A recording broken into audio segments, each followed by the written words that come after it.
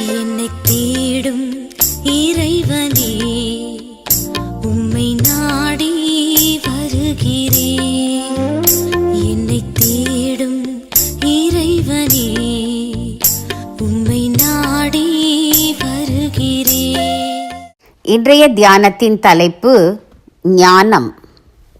வாசிக்க வேண்டிய திருமறை பகுதி யாக்கோபு 3ஆம் அதிகாரம் வசனங்கள் 13 முதல் 18 வரை. ஞானம்.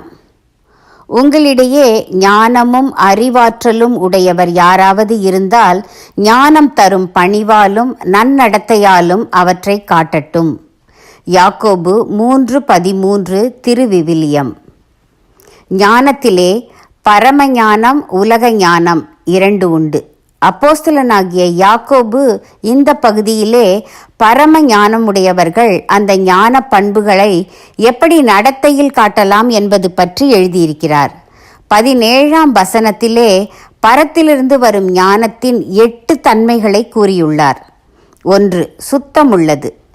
பரம ஞானமுடையவன் பரிசுத்தமுடையவனாயிருப்பான். அவனது உள்ளத்தில் கள்ளங்கபடம் இராது. பெருமை, பொறாமை போன்ற எந்த தீய பண்புகளும் இராது.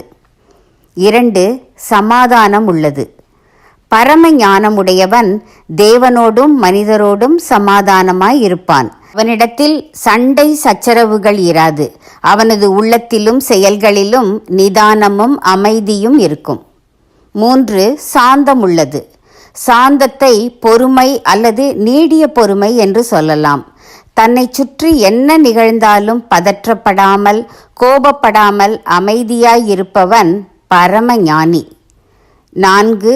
இணக்கம் உள்ளது. விட்டு கொடுத்தால்தான் பிறரோடு இணக்கமாய் வாழ முடியும். விட்டு கொடுக்க பரந்த மனப்பான்மையும் பெருந்தன்மையும் வேண்டும். எதையும் குறுகிய நோக்கோடு பார்த்து குறை கூறக்கூடாது. 5. இரக்கம் உள்ளது. பரம ஞானமுள்ளவன் இரக்கத்தில் ஐஸ்வர்யவானாயிருப்பான். ஏழை, எளியவர், பலவீனர் இப்படி இரக்கம் பாராட்ட வேண்டியவர்களுக்கு பரிவோடு உதவி செய்வான். 6. நற்கனிகள் உள்ளது.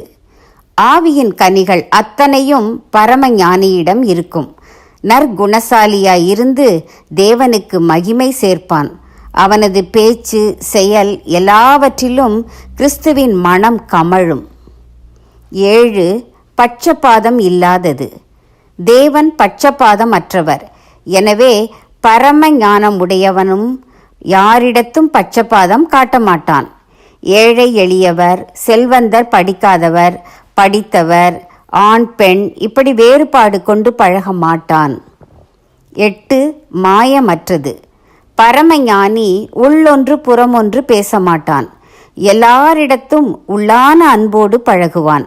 பகட்டாய் பேச மாட்டான். இல்லாததை இருப்பது போல் காட்ட மாட்டான். உலக ஞானி வைராக்கியமும் விரோதமும் உடையவனாய் பொய் சொல்லி கலகத்தை உண்டு பண்ணுவான். இவ்வுலகத்தில் வாழ்ந்தாலும் மேலுலகத்தின் தன்மைகளோடு வாழலாம். இவ்வுலகத்தில் வாழ்ந்தாலும் மேலுலகத்தின் தன்மைகளோடு வாழலாம்.